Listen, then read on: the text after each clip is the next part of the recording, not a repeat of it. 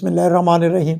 मैं हूं मलिक मोहम्मद अली। प्रोग्राम बात से बात मलिक मोहम्मद अली से हम बात करते हैं तहरीक इंसाफ के 8 फरवरी 2024 के इलेक्शन के हवाले से एहतजाज की मुकम्मल तफसील के साथ बात करेंगे और सवाबी जलसा जो कि तवक्कुआत के बरक्स निकला। तहरीक इंसाफ के बानी तहरीक इंसाफ ने जो तवक्को की थी उसके बरक्स निकला और अब बानी को ज़राए का कहना है कि पता चल गया है कि जलसा कमज़ोर क्यों हुआ, जलसे को कमज़ोर किसने किया।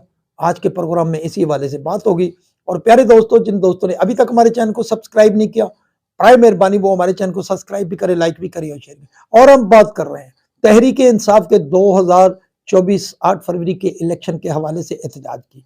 पूरे पाकिस्तान में जो कुछ हुआ, जितना एहतजाज हुआ, यूनियन कौंसिल की सतह पर, शहरों की सतह पर एहतजाज की कॉल दी गई थी, लेकिन जितना एहतजाज पंजाब में हुआ या जितना सिंध के अंदर हुआ या जितना बलूचिस्तान के अंदर हुआ, ये सब तहरीक इंसाफ को मालूम है। तहरीक इंसाफ खुद जानती है, हमें इस पर तबसरा करने की कोई ज़रूरत नहीं, क्योंकि तहरीक इंसाफ बेहतर समझती है कि पंजाब, सिंध या बलूचिस्तान में क्या हुआ। बहरहाल KPK के अंदर हुकूमत है तहरीक इंसाफ की, और इस वाले से बड़े एहतजाज की कॉल देते हुए स्वाबी का जलसा मुनक़द किया गया। और इस स्वाबी के जलसे में पहली मरतबा जो बात सामने आई वो ये थी कि वहाँ अली अमीन गंडापुर अब सदर नहीं थे।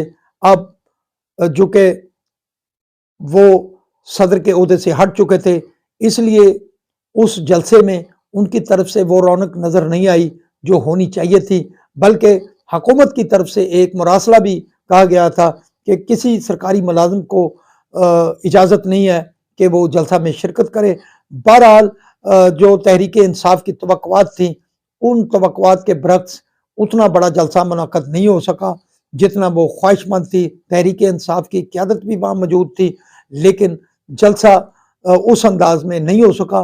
तहरीक इंसाफ की आला क़यादत और बानी तहरीक इंसाफ बाखूबी आगाह है कि जलसा इतना पुरजोश और बड़ा क्यों नहीं हो सका। ये बज़ाते खुद बानी तहरीक इंसाफ को भी पता चल चुका है कि इस जलसे के हवाले से क्या तैयारियां की गई थी और किस हवाले से ये जलसा उस अंदाज में मुनक़द नहीं हुआ जिस तरह होना चाहिए था, बल्कि शेर अब्दुल मुरव्वत जो वहाँ जलसे में गए उन्हें भी बैठने के लिए जगह नहीं दी गई और ना ही खताब की इजाज़त मिली।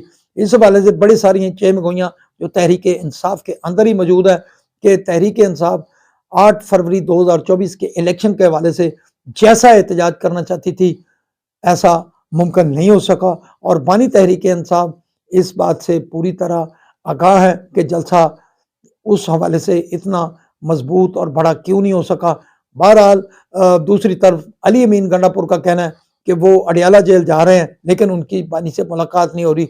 तो क्या बानी ने मना कर रखा है अली अमीन गंडापुर से मुलाकात के हवाले से?